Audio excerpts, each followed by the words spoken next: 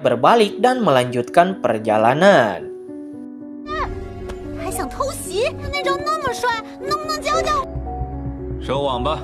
Xuan Ming memberi perintah kepada para bawahannya untuk menangkap Ye Peng dan Xuan Yu, dan dia sangat menantikan seberapa jeniuskah yang disebut dengan jenius legendaris itu. 叶枫啊叶枫，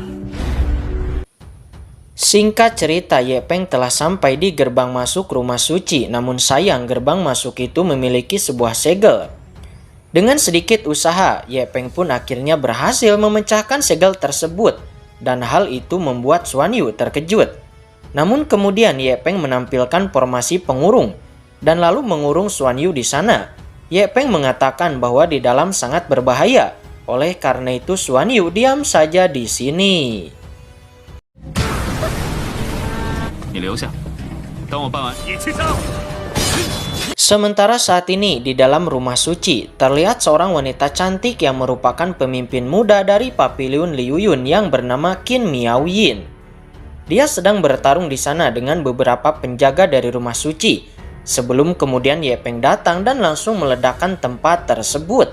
Sehingga para penjaga itu dikalahkan oleh hanya gelombang energi yang keluar dari tubuh Ye Peng.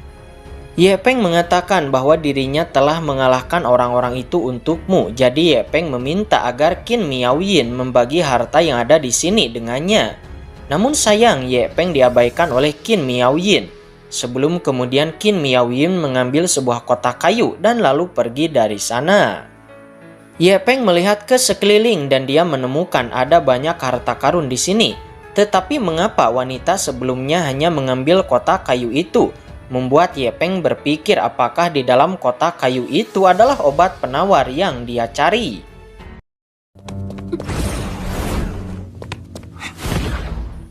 Ye Peng kemudian kembali bergegas mengejar wanita itu, sampai kemudian Ye Peng mendapati bahwa wanita itu sedang melawan para penjaga lainnya.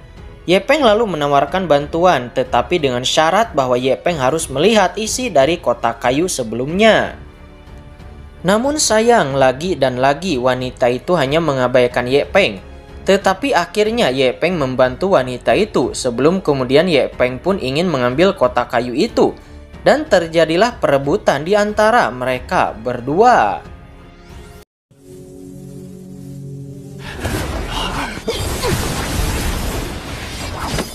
Pada akhirnya kotak kayu itu kembali didapatkan oleh Qin Miaoyin. Namun Ye Peng tidak ingin melepaskan kotak kayu itu dan langsung merilis jurus dorongan balok dan lalu meledakkan area tempat Qin Miaoyin berada. Tetapi sayang setelah ledakan selesai dan abu yang menutupi penglihatan sudah tidak ada, namun sosok wanita itu juga telah menghilang. Hal itu pun membuat Ye Peng sadar bahwa wanita itu telah menyembunyikan kekuatannya yang sebenarnya. Tetapi hal itu malah membuat Ye Peng semakin bersemangat dan mengatakan bahwa ini menjadi semakin menarik. Qin Miaoyin yang sudah berada di tempat yang jauh, dia pun bergumam bahwa pria sebelumnya cukup kuat dan juga cukup mengesankan. Dia pun sadar bahwa semakin dalam dia masuk menuju ke inti tempat ini, maka semakin kuat para kultivator yang dia temui. Namun ketika dia sampai ke tempat inti, dia tiba-tiba melihat Ye Peng sudah berada di sana, dan Ye Peng telah memegang kunci rumah suci. Qin Miaoyin pun langsung bersembunyi, tetapi sayang dirinya sudah ditemukan oleh Ye Peng. Karena sudah kepalang ditemukan, akhirnya Qin Miaoyin pun langsung melayangkan serangannya kepada Ye Peng untuk mengambil kunci rumah suci itu dari tangan Ye Peng. Sayang Qin Miaoyin tidak cukup kuat untuk bisa menahan pukulan Ye Peng. Alhasil dirinya pun langsung dipukul mundur beberapa meter ke belakang. Qin Miaoyin langsung menyadari bahwa kekuatan spiritual pria di depannya ini sangatlah kuat.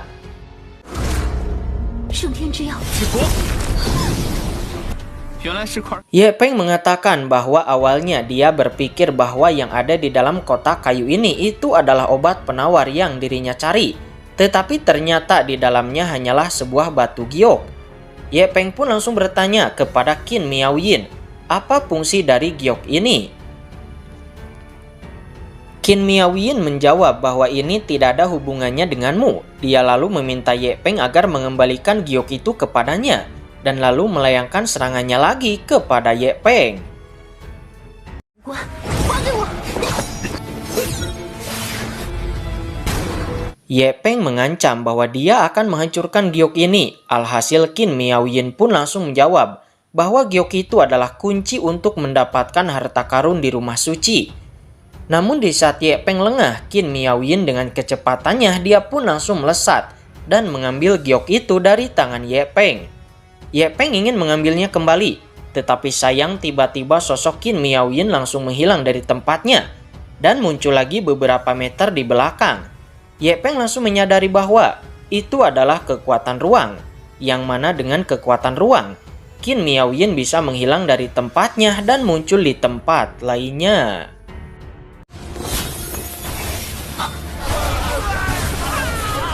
Sementara saat ini di tempat lain terlihat semua orang yang berada di sekitar rumah suci. Mereka semua ditarik oleh sebuah rune yang besar di langit. Ternyata itu adalah perbuatan orang suci ke-8 Xiaoming, yang mana dia menyerap semua kekuatan puluhan orang itu melalui rune tersebut dan meningkatkan kekuatannya secara signifikan.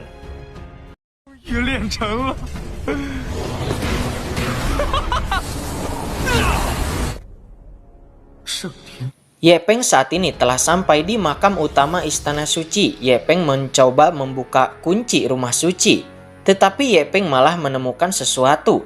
Namun tiba-tiba Xuan Yu muncul di belakang Ye Peng. Xuan Yu berkata, "Guru, kamu tidak bisa menjebakku." Ye Peng menjawab bahwa dirinya sudah mengetahuinya. Namun kemudian Ye Peng menampilkan sebuah formasi penghilang. Seketika sosok Xuan Yu pun seperti menghilang dan menjadi ilusi. Ye Peng mengatakan bahwa kamu tunggu di situ dan tonton saja pertunjukannya dengan nyaman.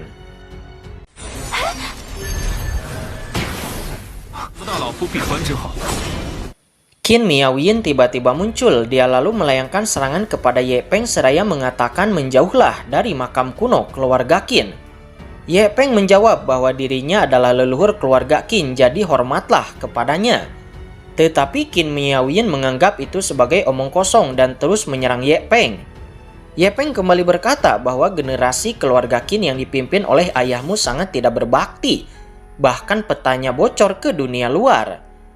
Namun Qin Miaoyin mengatakan bahwa peta itu dijaga dengan baik di pemberdaharaan keluarga sebagai harta karun tertinggi keluarga Qin. Tetapi Ye Peng langsung memberikan petanya yang sudah bocor. Dan ketika melihat peta itu, Qin Miaoyin pun langsung terkejut. Dia mengatakan bahwa dia tidak pernah membocorkan petanya. Sementara Xuan Yu, dia berdiri dengan heran. Dia berpikir apakah itu peta miliknya. Dia juga berpikir apakah Ye Peng benar-benar leluhur keluarga Qin atau bukan. Ye Peng kembali berkata bahwa kalian juga pasti bahkan lupa cara membuka makam. Qin Miaoyin menjawab bahwa dirinya memiliki metode untuk bisa membuka makam. Namun ketika Qin Miaoyin menggunakan metodenya untuk membuka makam, tiba-tiba sebuah boneka perang diaktifkan. Melihat itu, Ye Peng hanya bergumam dan tersenyum dingin karena ternyata tebakannya memang benar.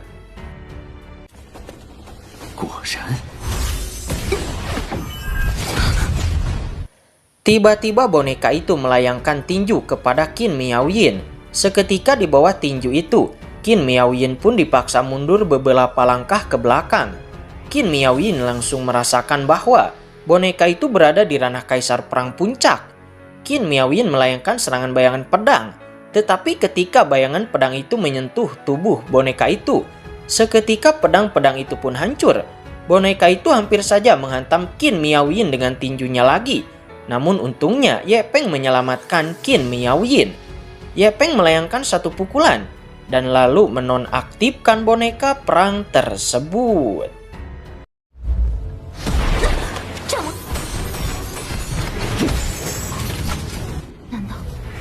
Melihat Ye Peng yang berhasil mengalahkan boneka itu hanya dengan satu pukulan, Qin Miaoyin pun langsung berpikiran apakah ini adalah teknik rahasia kaisar keluarga Qin, yaitu teknik boneka.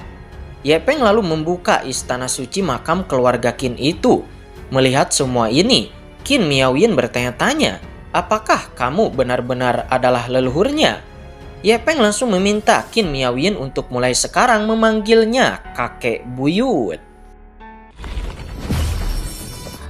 太爷爷， 你们的任务完成了。 Tiba-tiba Xiao Ming datang, dia langsung menjerat Qin Miaoyin. Xiao Ming mengatakan bahwa pintunya telah terbuka dan tugas kalian telah selesai dan dirinya sekarang akan mengambil alih. Dia juga ingin menyerap kekuatan spiritual Ye Peng dan Qin Miaoyin. Karena itu terlihat sangat lezat baginya. Ye Peng langsung menampilkan api abadi dan membakar bayangan tangan Xiao Ming. Alhasil Qin Miaoyin pun berhasil meloloskan diri. Ye Peng lalu memerintahkan Qin Miaoyin untuk cepat pergi masuk ke dalam. Karena selanjutnya harta karun keluarga Qin akan bergantung kepadamu. Namun Qin Miaoyin menolak karena keluarga Qinnya tidak pernah mundur dari bahaya. Lalu Xiao Ming melayangkan serangannya lagi. Tetapi Ye Peng mengorbankan dirinya sehingga dirinya lah yang terjelat oleh serangan tersebut. Ye Peng kemudian berteriak kepada Qin Miaoyin untuk segera pergi. Akhirnya Qin Miaoyin yang tidak memiliki pilihan lain pun dia memutuskan untuk segera pergi. Namun dia berteriak bahwa setelah dirinya keluar, dirinya akan membalaskan dendammu kakek buyut. 秦家宝藏就靠你了，还不快走！我支撑不了。为了女人牺牲自己。 Xiao Ming tidak menyangka bahwa Ye Peng ini berani mengorbankan dirinya hanya demi seorang wanita. Namun menurutnya itu juga bagus. Dan segera teknik 8 jiwa pun dirilis olehnya. Di bawah teknik itu, Ye Peng langsung dikalahkan dan terkapar tak bernyawa. Setelah itu Xiao Ming berkata, apakah ini yang disebut seorang jenius teratas? Tetapi hanya ini saja. Menurutnya itu sangatlah konyol. Setelah mengatakan itu, Xiao Ming pun melesat dan masuk ke tempat harta karun keluarga Qin. Ketika dirinya masuk, dirinya langsung menyadari bahwa ini adalah alam ilusi dan dia telah terjebak. Dia ingin kembali, tetapi sayang pintunya sudah tertutup.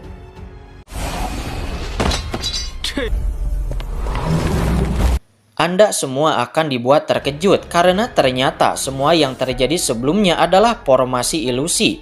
Dan yang terbunuh sebelumnya itu juga adalah bayangan Ye Peng. Dan di dalam pintu ini, itu memang memiliki semacam dunia ilusi. Karena itu telah diatur oleh orang zaman dulu. Dan Ye Peng sudah menyadarinya dari awal. Ye Peng kemudian mengaktifkan kembali boneka itu.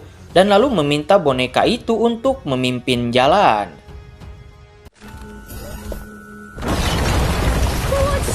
Ya, ternyata gerbang sebenarnya dari istana bawah tanah ada di sana. Hal itu pun membuat Xuan Yu mengacungkan jempolnya kepada Ye Peng. Karena Ye Peng benar-benar memiliki mata yang sangat bagus. Sebelum kemudian mereka bertiga pun masuk ke dalam terowongan tersebut. Di tempat lain terlihat Qin Miaoyin. Dia menangis dengan air mata. Karena dia juga menyadari bahwa dirinya dan kakek buyut telah tertipu. Sayang sekali kakek buyutnya telah mengorbankan nyawanya hanya demi dirinya memasuki tempat tipuan ini. Tetapi dia mengatakan bahwa nenek moyang jangan khawatir karena setelah dia keluar dari sini, dia pasti akan mengadakan pemakaman yang bagus untuk nenek moyang. Sebelum kemudian sebuah boneka tiba-tiba muncul dan menyerang dirinya.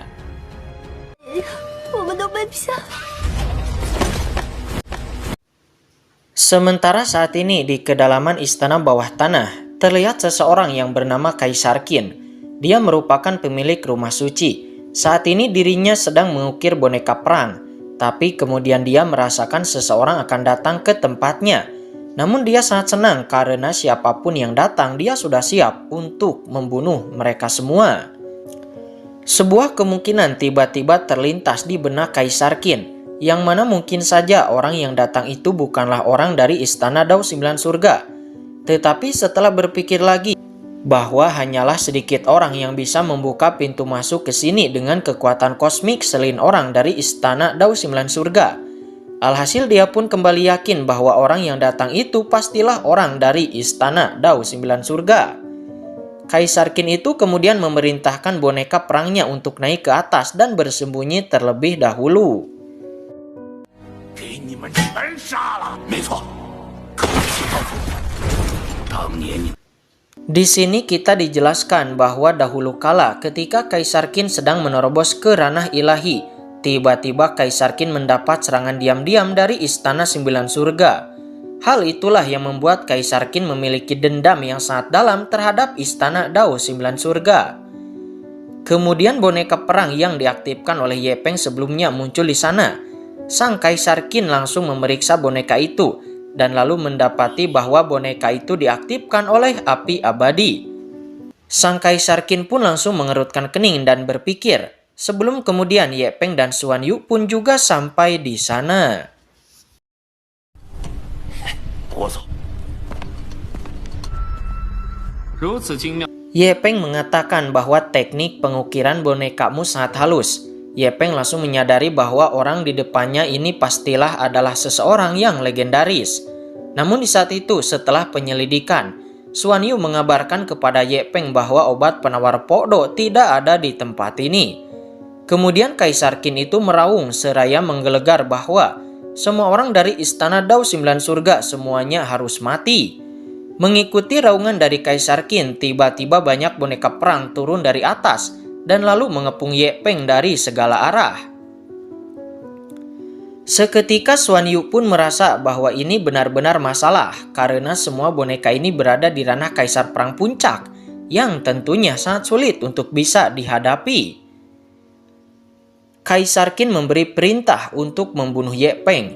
Segera para boneka perang itu pun melayangkan serangan mereka. Melihat itu, mutiara ilahi mistik didesak oleh Ye Peng dan seketika sebuah formasi yang disebut formasi jiwa langsung ditampilkan. Rantai-rantai berwarna emas muncul dari berbagai arah dan lalu menjerat para boneka perang itu. Ye Peng mengatakan bahwa dirinya telah melakukan penelitian kepada boneka-bonekamu sebelum tiba di sini dan tentu saja Ye Peng telah menyiapkan tindakan pencegahan.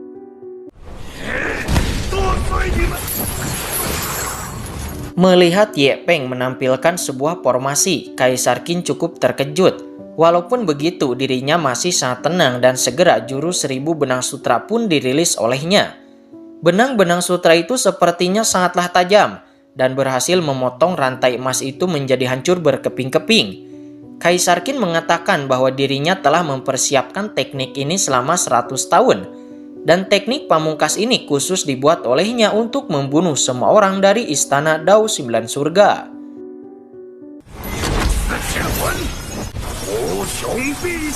Pembunuhan benang langit, Ye Peng pun seketika terkurung di dalam benang-benang yang tak terhitung jumlahnya.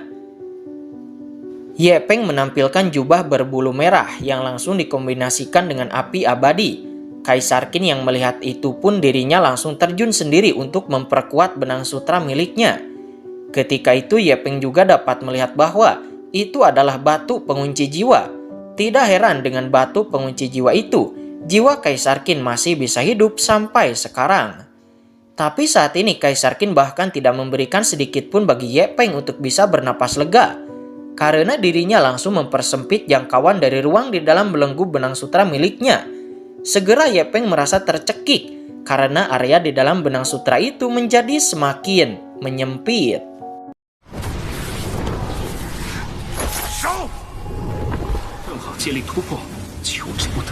Memang sangat pantas sekali bagi seorang Ye Peng disebut sebagai jenius legendaris karena di bawah gerakan mematikan ini Ye Peng malah akan menerobos dan boom.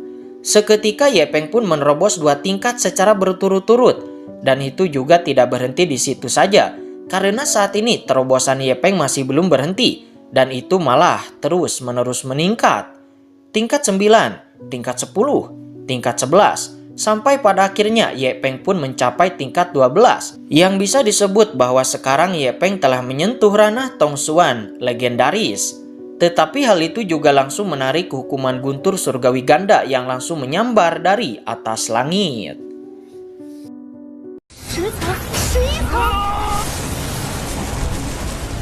Melihat ini, Kaisar Qin benar-benar tidak menyangka bahwa Istana Dao Sembilan Surga masih memiliki kejeniusan yang sangat luar biasa seperti ini. Dan dia langsung kembali memperkecil area benang sutra miliknya. Namun sayang, di saat itu guntur surgawi telah menyambar dan langsung menghancurkan benang sutra. sebelum kemudian Ye Peng menampilkan jurus bilas suci jiwa naga untuk memblokir hukuman guntur surgawi tersebut.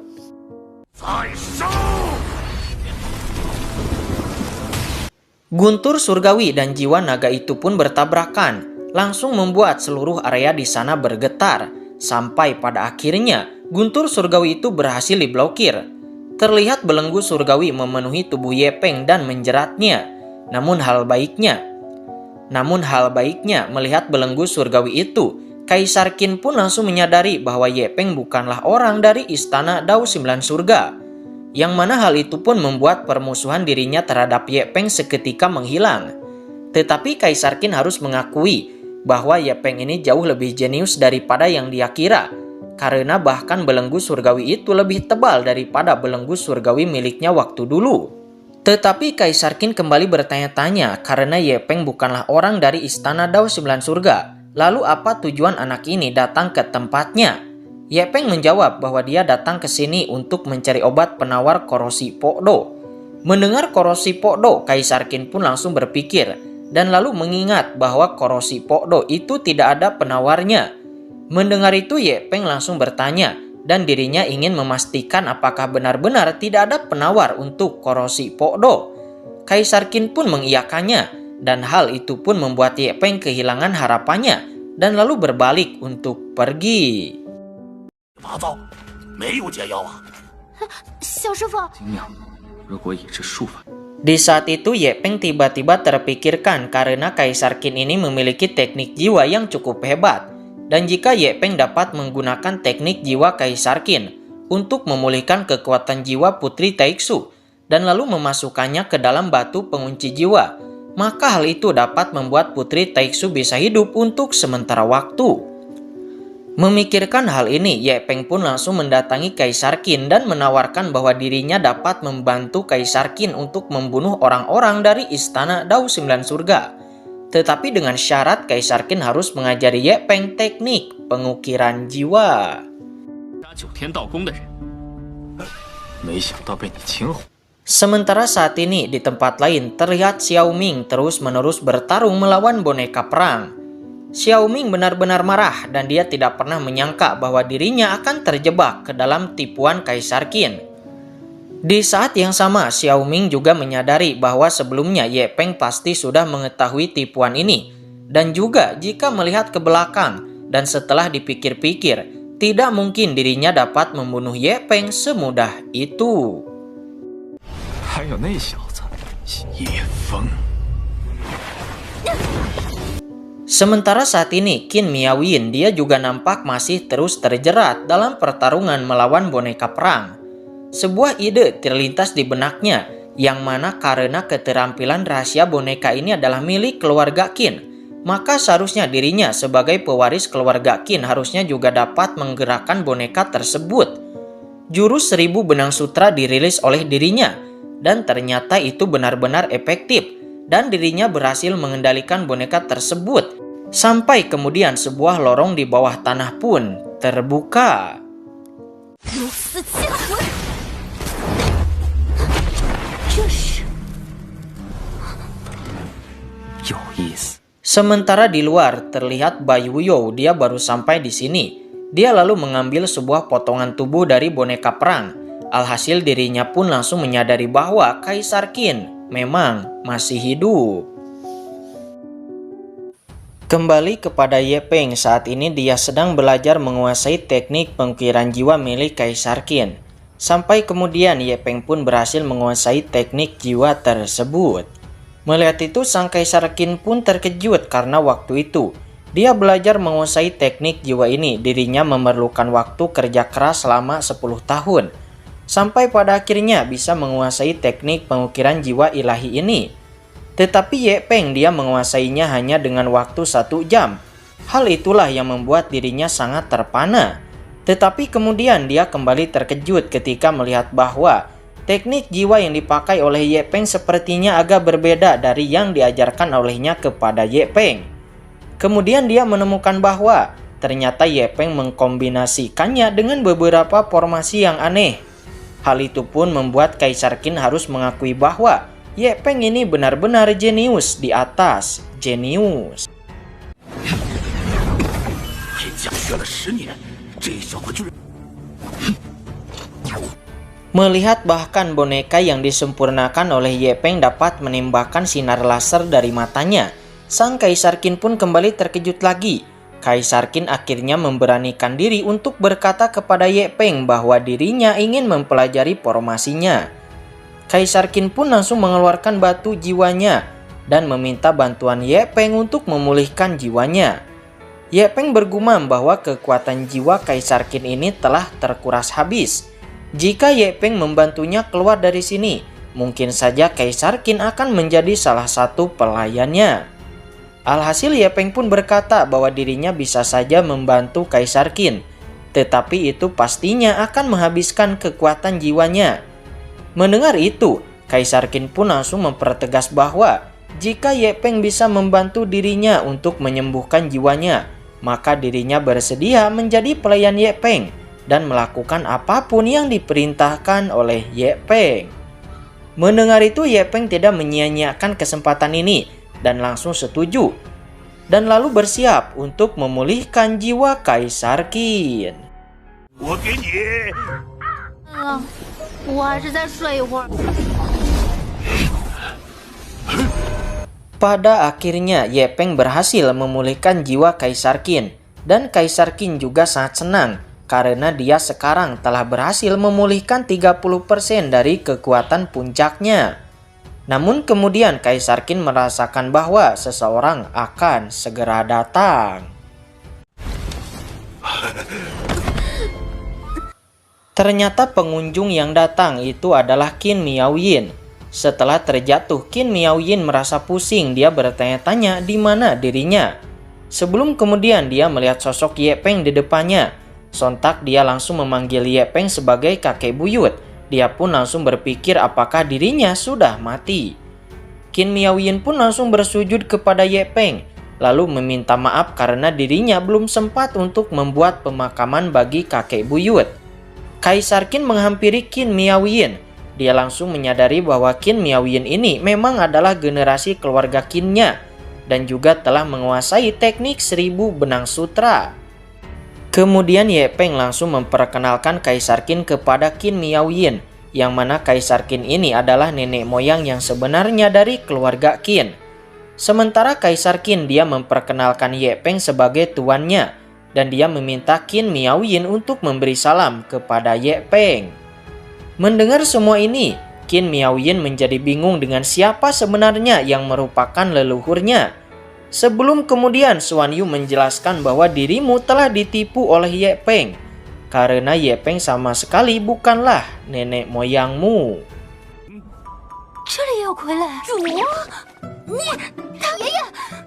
Sontak Qin Miaoyin menjadi marah. Dia kesal kepada Ye Peng yang telah membodohinya dan bahkan meminta dirinya untuk memanggil Ye Peng sebagai kakek buyut. Dia lalu mengeluarkan pedangnya untuk menyerang Ye Peng. Ye Peng menjelaskan bahwa saat itu situasinya sedang kritis, jadi dia melakukannya secara terpaksa.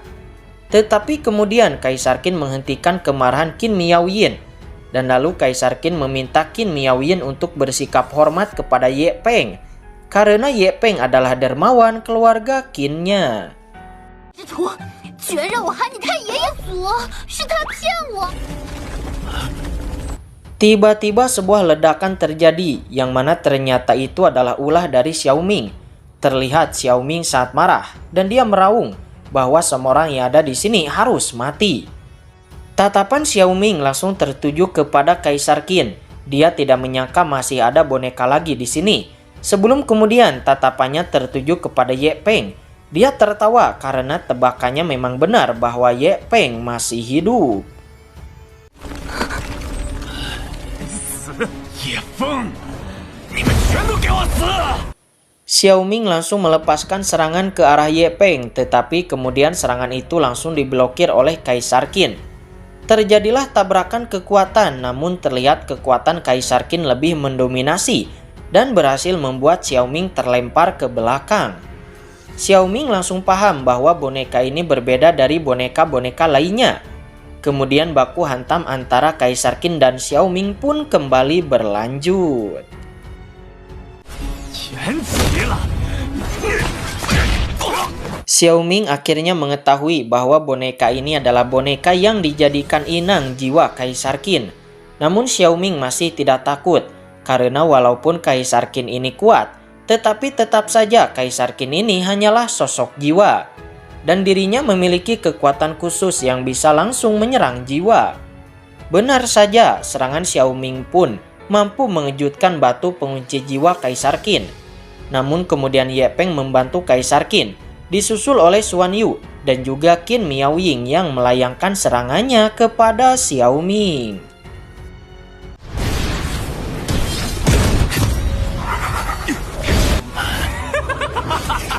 Akhirnya Xiaoming pun dikepung oleh mereka berempat.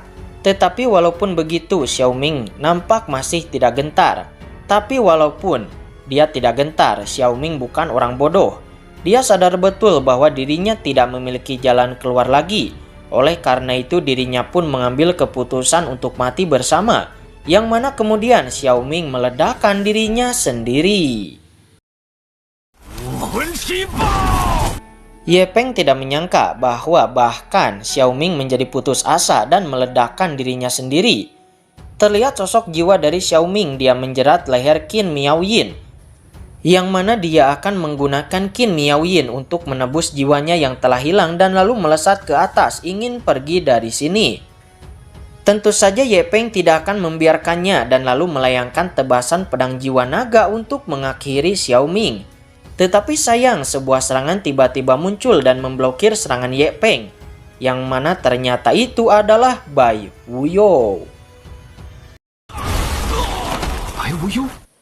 Bai Wuyou mengatakan bahwa kamu tidak boleh membunuh Xiaoming sekarang. Ye Peng tidak berbasa-basi karena dia tidak boleh membunuh Xiaoming, maka Ye Peng akan membunuhmu. Tetapi sebelum Ye Peng bisa menebas Bai Wuyou, tiba-tiba Bai Wuyou mengatakan bahwa dirinya dapat membantu Ye Peng menyelamatkan Putri Taixu. Alhasil Ye Peng pun menghentikan serangannya. Bai Wuyou menjelaskan bahwa Xiaoming sebelumnya terluka parah. Dia pasti akan pergi ke istana ke-8 dan di istana ke-8 ada batu pengunci jiwa tingkat atas, yang mana itu sangat berguna untuk menyimpan jiwa Putri Taixu. Mendengar itu Ye Peng mengerti, tetapi Ye Peng tahu bahwa Bai Wuyou melakukan ini pasti tidak cuma-cuma. Dia lalu bertanya, "Apa permintaanmu?" Bai Wuyou menjawab dengan terus terang bahwa dirinya ingin memasuki ruang rahasia istana ke-8. Ye Peng setuju dan kemudian Bai Wuyou memberikan sebuah harta yang dapat menyembunyikan aura Ye Peng.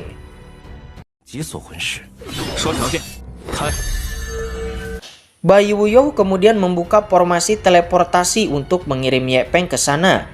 Tetapi kemudian Kaisar Qin menghentikan Ye Peng dan dia mengatakan bahwa dirinya juga ingin ikut bersama Ye Peng. Tetapi Ye Peng menolaknya, karena Ye Peng memiliki tugas lain untuk dilakukan oleh Kaisar Qin, yang mana tugas itu adalah Kaisar Qin harus pergi ke istana kerajaan darah merah untuk melindungi Putri Taixu.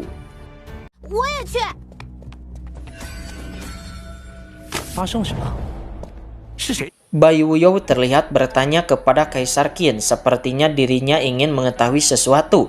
Tetapi sayang, Kaisar Qin hanya mengabaikannya. Sebelum kemudian Kaisar Qin pergi dari sana. Scene kemudian berpindah ke sebuah lembah bernama Lembah Linglong. Terlihat seorang penjaga melaporkan kepada seorang pria tua yang terlihat pria tua ini seperti mayat hidup. Pria tua ini bernama Su Ji, sang pemimpin istana ke-8. Penjaga itu mengabarkan bahwa orang suci ke-8 telah mengembangkan teknik 8 jiwa.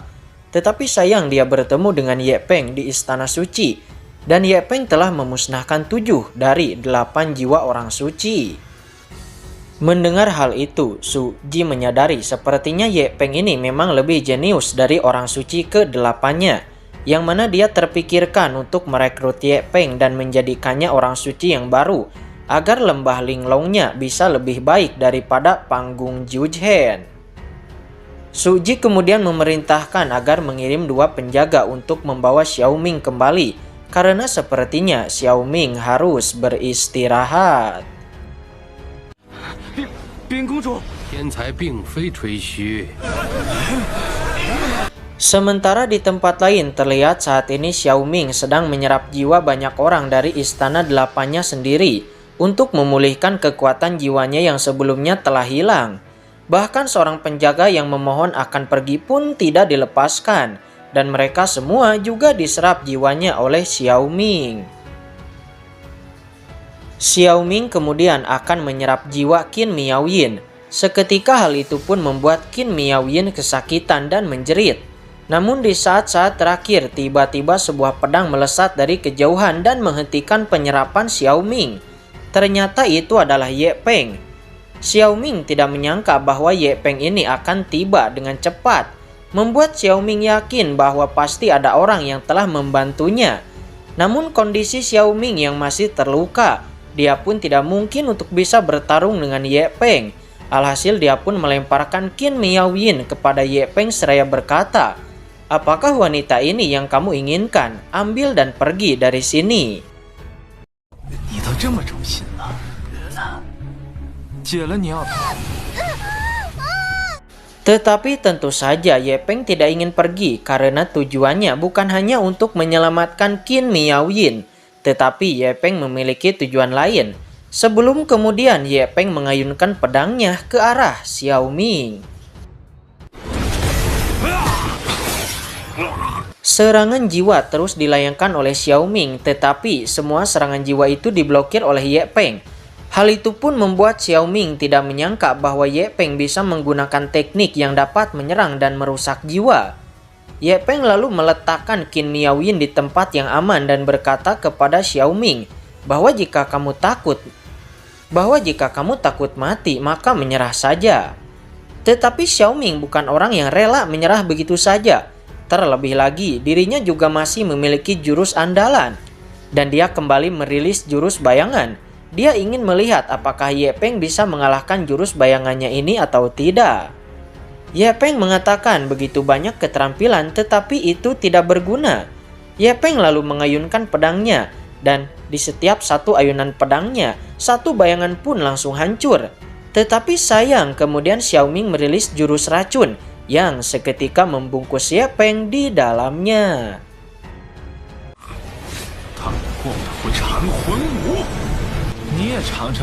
Xiaoming menjadi senang karena dia berhasil menjebak Ye Peng di dalam racunnya. Dia mengatakan, "Rasakanlah racun ini yang dapat menggerogoti jiwamu." Tetapi kesenangannya itu hanyalah sesaat, karena tiba-tiba, duar, kekuatan jiwa naga langsung dirilis oleh Ye Peng dan menghancurkan belenggu racun tersebut. Sosok Ye Peng berubah menjadi jiwa naga dan langsung menghantam tubuh Xiaoming. Ye Peng mengatakan apakah hanya ini rasa dari racun jiwa itu sungguh lemah. Sebelum kemudian Ye Peng menusuk Xiaoming dengan pedangnya.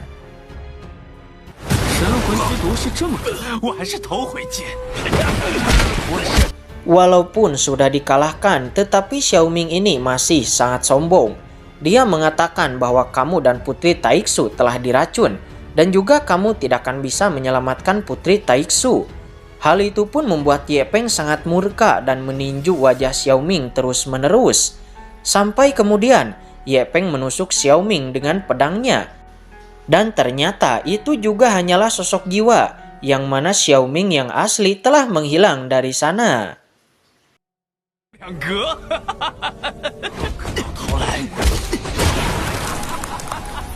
Ye Peng kemudian menyembuhkan Qin Miaoyin. Tidak lama Qin Miaoyin pun tersadar. Dia langsung menyadari bahwa jiwa Ye Peng telah terluka.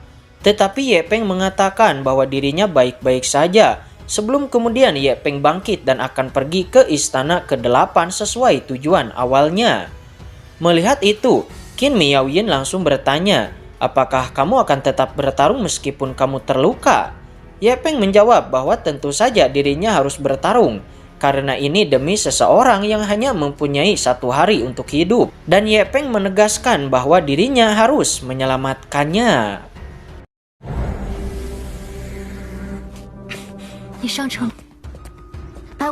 Suan Yu mengabarkan bahwa apa yang dikatakan oleh Bai Wuyou memang benar.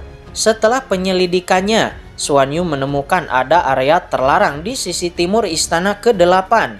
Namun Xuan Yu tidak berani menyelidiki lebih jauh karena di sana ada banyak orang yang cukup kuat dan bahkan orang suci ke-8 itu pun diseret masuk ke sana. Xuan Yu kemudian bertanya, apa rencana selanjutnya? Ye Peng menjawab, dibandingkan dengan hal ini dirinya lebih mengkhawatirkan Taixu dan meminta Xuan Yu untuk kembali dan mengawasinya. Xuan Yu mengerti, dia mengingatkan Ye Peng untuk selalu berhati-hati sebelum kemudian dirinya pergi dari sana.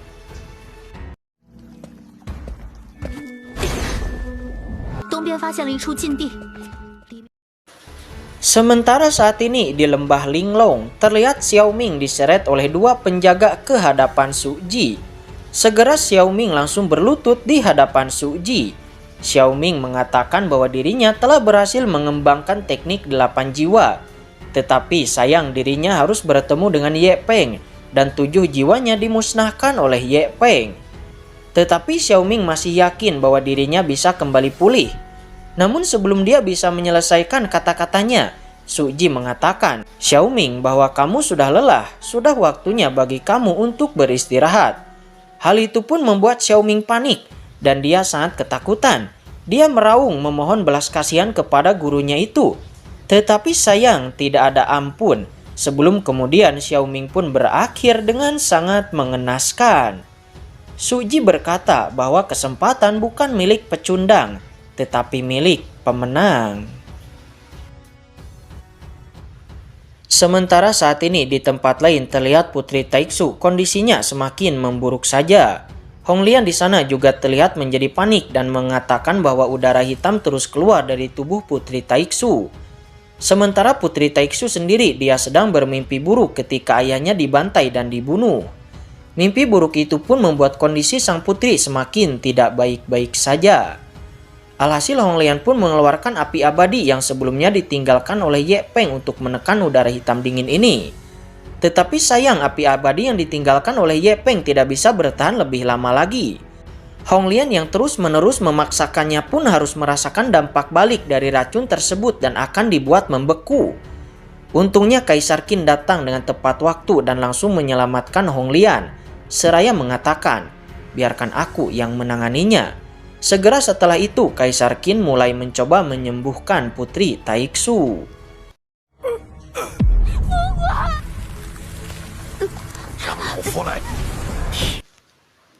Akhirnya Kaisar Qin pun berhasil menyelamatkan Putri Taixu untuk melewati masa kritisnya. Bersama dengan itu, Xuan Yu juga tiba di sana. Xuan Yu langsung mengatakan bahwa Kaisar Qin cukup mengesankan dan berhasil menyembuhkan Putri Taixu. Kaisar Qin mengatakan bahwa kekuatan jiwanya sangat kuat, jadi mudah baginya untuk menyelamatkan seseorang.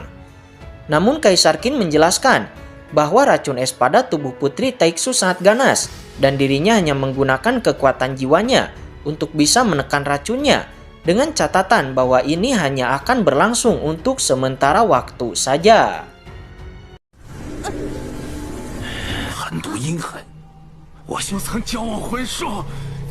Sementara di tempat lain terlihat Xiao Ming ternyata dirinya masih hidup. Sayang dirinya tidak lagi memiliki jiwa yang membuat dirinya bahkan tidak bisa mengendalikan tubuh fisiknya. Hal ini pun membuat Xiao Ming memiliki dendam yang teramat sangat dalam terhadap Ye Peng. Karena jika bukan karena Ye Peng, dirinya tidak akan berakhir seperti ini. Di saat yang bersamaan, Ye Peng juga tiba-tiba muncul di sana. Ye Peng lalu mengatakan bahwa, Xiao Ming, hari ini akan menjadi hari terakhirmu hidup di dunia ini. Sementara Xiao Ming ketika dia melihat Ye Peng, dia juga cukup senang. Dan dia tidak perlu mencari Ye Peng kemana-mana sebelum kemudian mereka berdua pun saling melesat dan melayangkan serangannya masing-masing. Kemudian terjadilah baku hantam.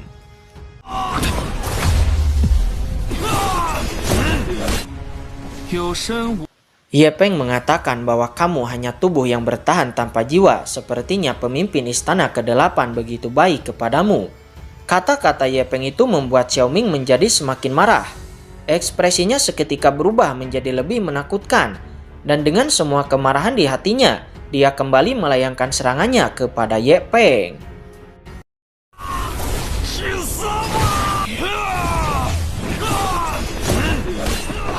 Jurus pedang pembunuh ditampilkan oleh Ye Peng dan berhasil menusuk dada Xiao Ming. Tetapi sayang, tebasan pedang itu masih belum bisa mengalahkan Xiao Ming, yang membuat Xiao Ming kembali menyerang Ye Peng dengan membabi buta. Xiao Ming sekarang dia tidak lagi memiliki akal sehatnya. Dia hanya menyerang Ye Peng dengan membabi buta tanpa sebuah rencana. Hal ini terjadi karena Xiao Ming merasa telah dikhianati oleh pemimpin sektenya, sekaligus gurunya. Bahkan dirinya sudah menganggap Su Ji itu sebagai ayahnya sendiri. Tetapi ketika dirinya sudah tidak berguna, Su Ji malah mencapakannya. Hal itu membuat Xiao Ming menjadi frustasi. Akhirnya sekarang Xiao Ming pun berhasil dikalahkan oleh Ye Peng. Tetapi Ye Peng tidak membunuh Xiao Ming, yang mana Ye Peng kemudian bertanya, "Di mana batu pengunci jiwa?" Xiao Ming tertawa. "Tidak heran kamu tidak membunuhku. Ternyata kamu ingin mengetahui informasi dariku di mana batu pengunci jiwa itu." Xiao Ming mengatakan bahwa saat ini batu pengunci jiwa ada di tangan Su Ji. Xiao Ming juga menjelaskan bahwa Su Ji telah menciptakan kekuatan jiwa yang abadi dengan batu pengunci jiwa ini. Namun setelah mengatakan itu, Xiao Ming tiba-tiba meraung dan berkata bahwa, "Su Ji sialan, mustahil bagimu untuk bisa menjadi abadi." Sebelum kemudian Xiao Ming melayangkan serangan cahaya berwarna merah darah yang keluar dari tangannya. Melihat itu, Ye Peng juga langsung merilis api abadi dan bertabrakan dengan cahaya merah darah yang dilepaskan oleh Xiao Ming. Seketika tabrakan pun terjadi, namun jelas bahwa kekuatan Ye Peng lebih unggul dan lalu mendorong cahaya berwarna merah darah itu sebelum kemudian api abadi pun membakar tubuh Xiao Ming. Xiao Ming menyadari bahwa dirinya tidak akan bisa bertahan hidup lagi. Alhasil dirinya pun membuat sebuah keputusan besar, yang mana kemudian dia mengeluarkan cakram keberuntungan miliknya dan lalu diberikan kepada Ye Peng. Xiao Ming mengatakan, "Bunuh Su Ji untukku dan kamu juga akan mendapatkan apa yang kamu mau." Sebelum kemudian tubuh Xiao Ming pun dibakar oleh api abadi dan berubah menjadi abu. 真实早出不死之在哪？就能得到。 Ye Peng tidak menyangka bahwa Xiao Ming ini akan begitu tegas dan langsung memberikan semua kekayaannya kepadanya. Tetapi hal itu juga memberikan kejutan yang tidak terduga kepada Ye Peng, yang mana Ye Peng tiba-tiba akan menerobos di sana. Terobosan Ye Peng itu juga memicu guntur surgawi ditambah belenggu surgawi. Tetapi pada akhirnya Ye Peng berhasil melewatinya dan sukses menerobos ke tingkat ketiga dari ranah War Forged.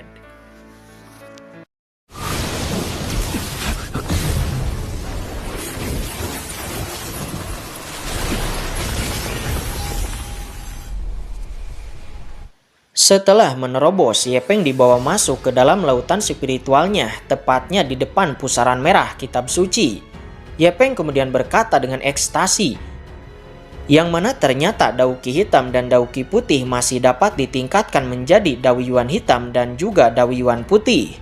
Sebelum kemudian Daoyuan hitam dan Daoyuan putih itu masuk ke dalam pusaran merah dan menarik Ye Peng ke dalamnya.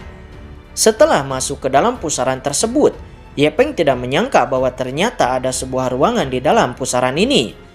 Ye Peng pun perlahan-lahan menuju ke dalam, tetapi tanpa Ye Peng sadari, di belakangnya tiba-tiba sebuah asap muncul dan lalu mengembun sebelum kemudian berubah menjadi sosok wanita. Wanita ini disebut wanita rahasia, tetapi untuk memudahkan penyebutan, kita panggil saja Mawar. Mawar kemudian bersembunyi di belakang Ye Peng, sebelum kemudian pusaran merah kembali menyedot Ye Peng untuk keluar. Namun Ye Peng tidak sengaja menarik tangan Mawar, yang membuat Mawar pun tersedot dan terbawa oleh Ye Peng keluar dari pusaran merah.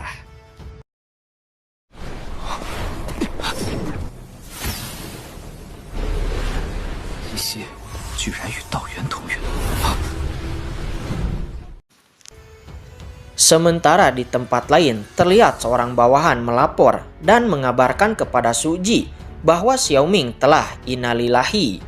Mendengar itu Su Ji tersenyum tipis seraya berkata bahwa Xiao Ming cukup bagus dan tidak mengecewakannya. Kemudian Su Ji mengeluarkan sebuah botol giok putih lalu diberikan kepada penjaga itu seraya berkata, "Bawa dia ke sini." 小明没了，带来。是。